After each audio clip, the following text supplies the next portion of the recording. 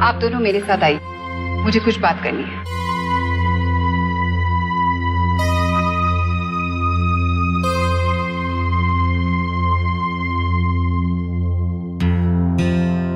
तुम्हारी बहन जब पहली बार तुम्हारे एडमिशन के लिए मेरे पास आई तो मुझे डाउट था कि तुम इस हाल में दूसरे बच्चों के साथ एडजस्ट कर पाओगी कि नहीं। फिर भी मैंने तुम्हें एडमिशन दिया और वही हुआ जिसका मुझे डर था।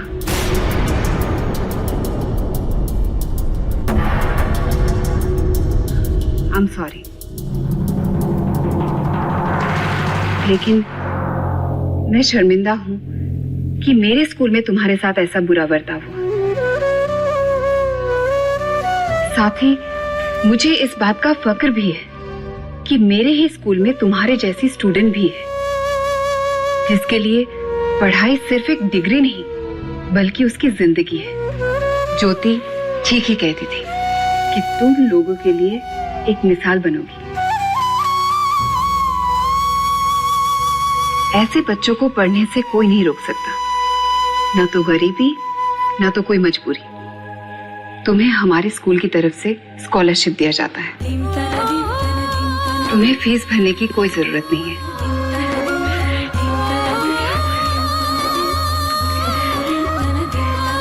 Thank you ma'am, thank you very much. लगता है अब हमें पुलिस को इन्फॉर्म करना ही पड़ेगा।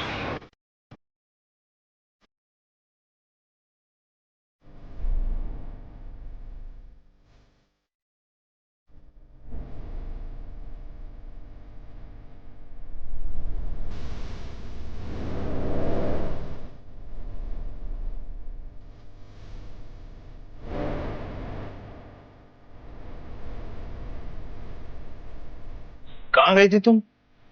पर आप तो इनके साथ ही थी। फिर इसे कैसे जाने दिया? या आप खुद ही ले गई थी? डॉक्टर ने अपने बिहाफ पर इसका ट्रीटमेंट शुरू कराया बिना डिपॉजिट भरे, और जब बिल भरने का समय आया आप लोग भाग रहे हैं। सिस्टर, अगर हमें भागना ही था तो हम लौट कर क्यों आते? सिस्टर, इसे अंदर ले जाओ।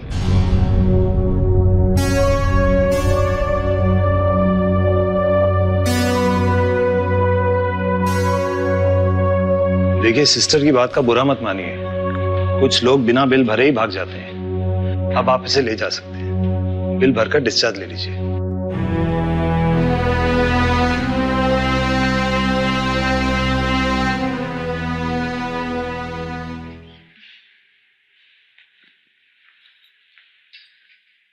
कहाँ लेकर गई थी इसे?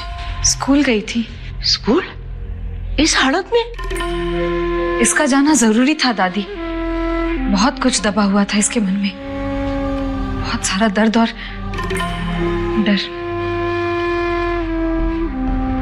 अगर ये आज स्कूल नहीं जाती ना तो इस डर से कभी बाहर नहीं निकल पाती। आज सुशी ने वो सारा डर मिटा दिया है, अपना मन खाली कर दिया है उसने पापा। अब सुशी को पढ़ने से कोई नहीं रोक सकता। आज से आप सब सुशी का एक नया रूप देखेंगे। बहुत खुश हूं। हाँ, तो आज ही ले जाना जरूरी था। यहाँ लोग क्या क्या बातें कर रहे थे। चोर उच्चकों की नजरों से देख रहे थे हमें। शर्मिंदा होना पड़ा हम सबको। पद्मा, ये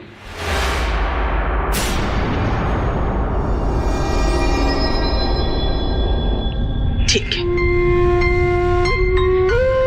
अब ये देखो कि अस्पताल का बिल कितना आएगा। हाँ, मैं कुछ इंतजाम करती हूँ।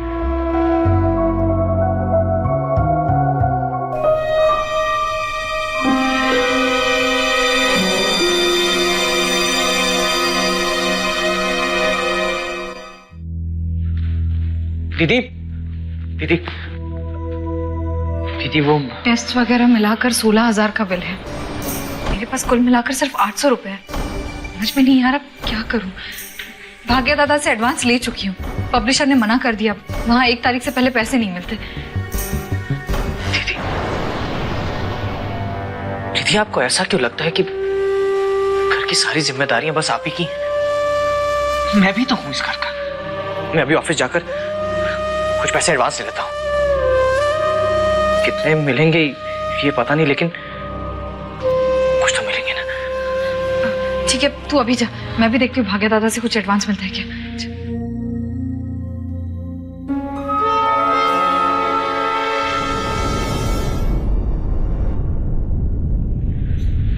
संदीप, तुम और अकाउंट से कितनी बार एडवांस मांगोगे? पूनम, ये वक्त नहीं है सब डिस्कस करने का। देखो संदीप, मेरी बात मत टालो। तुम्हें पता है तुम कितना एडवांस ले चुके हो? बहन है वो मेरी। अरे उसके लिए नहीं करूंगा तो किसके लिए करूंगा? हमारी गलती नहीं है संदीप, दीदी जिम्मेदार है। तुम अपने पैसे क्यों खर्च करते जा रहे हो? परिवार तो है ना, यही कहती हो ना तुम। संदीप, ऑफिस से बार बार पैसे मत मांगो, तुम्हारा इंप्रेशन खराब बैठेगा। मैं पापा से पैसे ले लेती हूँ। ये ठीक नहीं होगा। क्यों? दीदी की तरह तुम्हारे भी अहम को ठेस लगे क्या कि तुम्हारी बीवी अपने घर से पैसे ले आएगी? कहा ना तुमसे, ये ठीक नहीं होगा। लेकिन इसमें गलत क्या है? इस घर में रोज रोज प्रॉब्लम्स होती हैं। मुझे तो ऐसा लगता है कि मेरी बाकी की जिंदगी गरीबी में गुजरेगी। पूनम, ऐसी बात नहीं है। तो फिर कैसा है? तुम्हारे हाथ कोई लॉटरी लगने वाली है क्या? नहीं, लेकिन मैं जिंदगी भर कोरियर ऑफिस के अंदर फ्लोर मैनेजर बनके भी नहीं रहने वाला।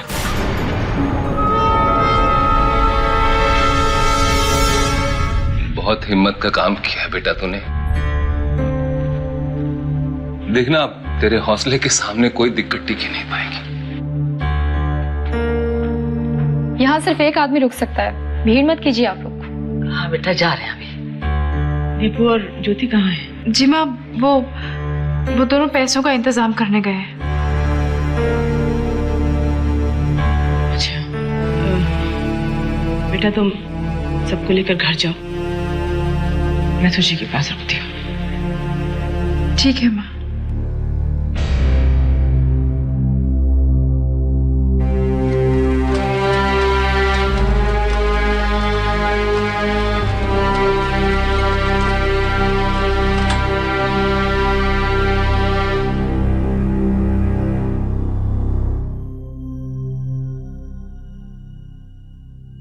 तू भी ना सुशी, ऐसी हालत में अस्पताल से स्कूल जाने का क्या मतलब है? ज्योति कुछ भी कहे, लेकिन तुझे तो सोचना चाहिए ना। अगर मैं आज नहीं बोलती तो फिर कभी नहीं बोल पाती, अंदर ही अंदर मरती रहती। ज्योति की भाषा बोलने लगी है। मैं तुझे समझा रही हूँ और माँ, मुझे दीदी लेकर नहीं गई थी, वो तो मुझे वहां ढूंढते हुए आई थी। आप हर बात के लिए दीदी को दोषी मत बनाइए। उनकी वजह से मुझे नया जीवन मिला है।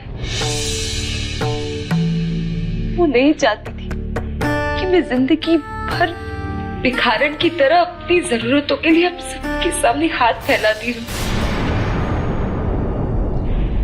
किसने कहा तुझसे? ज्योति ने? बेटा, हम तुझे भिखारी समझते हैं क्या हमने कभी तुझसे कहा कि हम तेरे बच्चे को नहीं संभाल सकते? नहीं माँ, नहीं, किसी ने मुझे कुछ नहीं कहा, किसी ने कुछ नहीं कहा माँ, मगर मेरा मन तो कह रहा था जब कभी मुझे दवा या किसी भी चीज की जरूरत पड़ती है, कभी मुझे आपके सामने, कभी पापा के सामने, भैया के सामने, तो कभी दीदी के सामने हाथ फैलाती। आज मैं अपने लिए मांगती, कल अपने बच्चे के लिए मांगूंगी। क्यों माँ? माँ, बस एक बार मैं अपनी पढ़ाई पूरी कर लूं, फिर मैं भी दीदी की तरह नौकरी कर सकूंगी, खुद को और अपने बच्चे को पाल सकती हूँ माँ। कल को जब भाभी को बच्चे होंगे, उनकी अपनी जिम्मेदारियां होंगी। मैं नहीं चाहती कि मेरा बच्चा किसी पर बोझ बने। सुशी, तुम क्या कह रही? तुझे होश भी है बेटा? तुम क्या कह रही?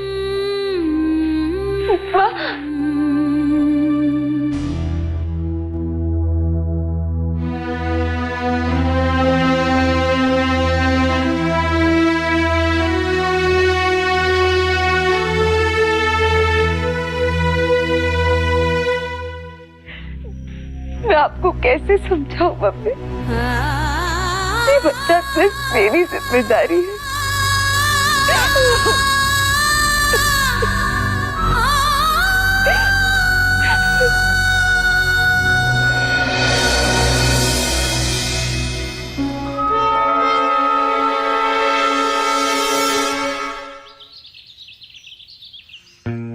ये सारे काम है, समझ में नहीं आ रहा कि कैसे हूँ। सुधा, ये देखो, ये डायमंड नेकलेस में बीच में डायमंड थोड़ा सा ढीला हो गया। हाँ, ज्वेलर को कहना कि इसे ठीक कर देगा। ये सारे काम में समझ में नहीं आ रहा है। पंकज को मैंने कहा था कि गेस्ट लिस्ट दे दो, अभी तक नहीं दी है उसने मुझे। पता नहीं क्या है। कहाँ मैं चाह रही हूँ कि ऐसी शादी करूँ कि लोग याद रखें। पहले तो शादी में तो कुछ कर नहीं पाई। हेलो,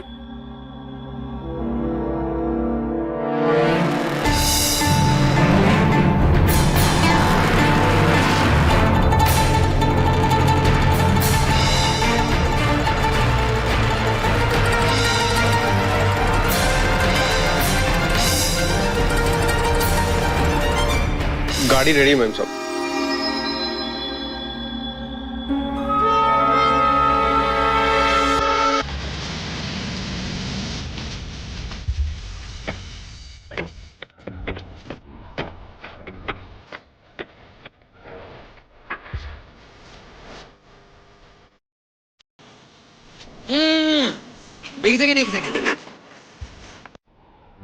गाइस, बराबर नहीं हो रहा है और ये लास्ट वाला है।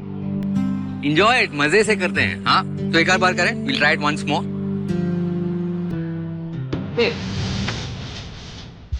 बाय।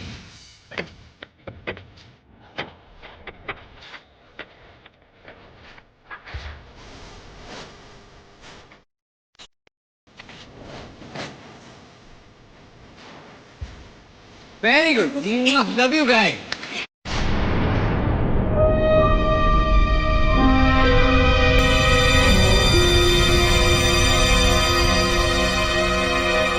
भाग्य दादा कहाँ हैं?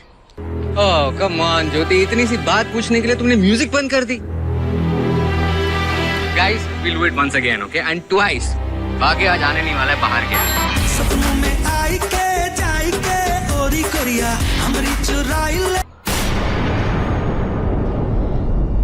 तुम लोग जाओ, ये कोई पब या डिस्को नहीं है। यहाँ हम शास्त्रीय नृत्य सीखते हैं। देखो, मैं वो क्लासिकल डांस के बारे में भाषण नहीं देना चाहता। मैं तुम्हें अपना नजरिया बता चुका हूँ। And see, it's very simple. मेरे लिए म्यूजिक म्यूजिक है। आई मीन, चाहे वो हिप हॉप हो, क्लासिकल हो, रॉक हो, कुछ भी हो। और फिर अंडरस्टैंड ना कि हमने उसे ये नाम दिया, हमारे दिमाग ने। और फिर मन का क्या है, उसे जो पसंद आता है उसी पे झूम उठता है। ट्रस्ट मी, तुम्हें भी ज्वाइन करना चाहिए था, बहुत मजा आता। मैं भी अपना नजरिया बता चुकी हूँ।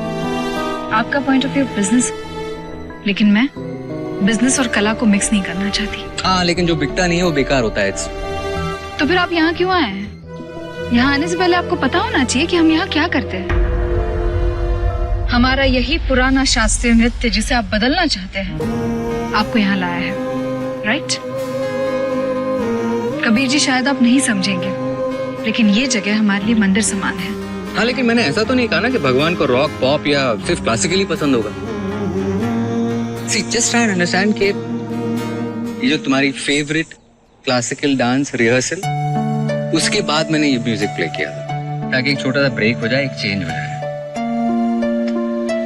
हमारे नजरिए बिल्कुल नहीं मिलते एंड आई थिंक ऐसे में काम करना बहुत मुश्किल होगा। ठीक है, अगर ऐसा है तो मैं चली जाऊंगी। हिस्ट्री बना के लिसन प्लीज। हेलो, मैं आपके मंदिर पे कब्जा करने नहीं आया हूँ। हाँ, बट ऑफ कोर्स पूजा तो साथ में की जा सकती है। सिर्फ थोड़ा सा नजरिया बदलना होगा आपको and everything will be fine. और मैं कहता हूँ आप मेरा प्लान सुनेंगी ना? सुनेंगी क्या? मैं बता ही देता हूँ ना आपको। देखिए, इस वक्त मैं बहस करने के मूड में नहीं हूँ। मुझे कहीं जाना है, कुछ प्रॉब्लम है। ओहो, प्रॉब्लम है? मुझे बता दो, मैं इन सब चीजों में बहुत माहिर हूँ। चलो बोलो। No thanks. देखो, वापस तो आना ही पड़ेगा। हाँ, अगर सचमुच मुझसे प्रॉब्लम है तो मैं चला जाता हूँ।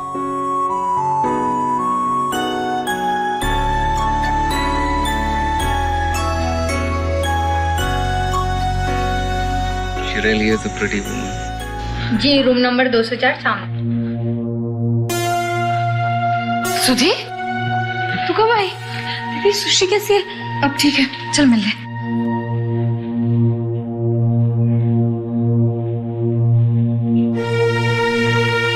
सुशी,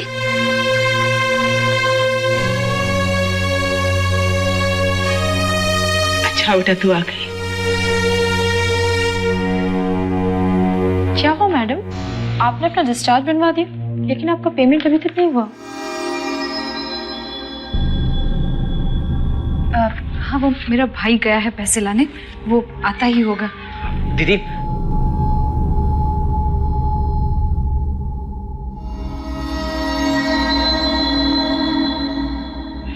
क्या हुआ?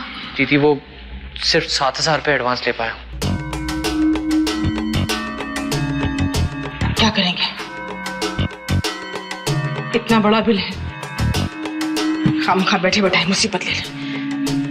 मैं भाग्या दादा के यहाँ भी गई थी, लेकिन वो बाहर गए। दीपू, तेरे पास जितने पैसे मुझे दे दे, बाकी के मैं भर दूंगी। सुधी, तू दीदी, सुशी मेरी भी तो बहन है ना। सब कुछ आप अकेले ही करेंगी।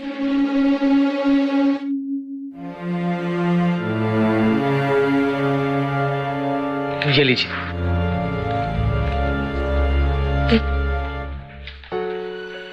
चल दीपू।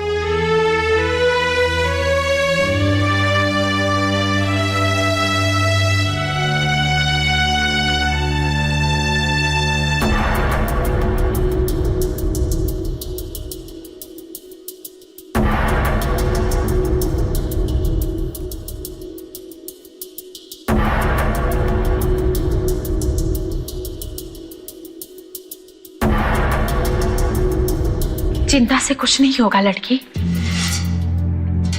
क्या क्या कहा आपने? मैंने तुम्हारी पूरी कहानी सुन ली है। तुम्हें अपने बच्चे की भविष्य की चिंता है ना? मैं तुम्हारी मदद करूंगी। पर कैसे?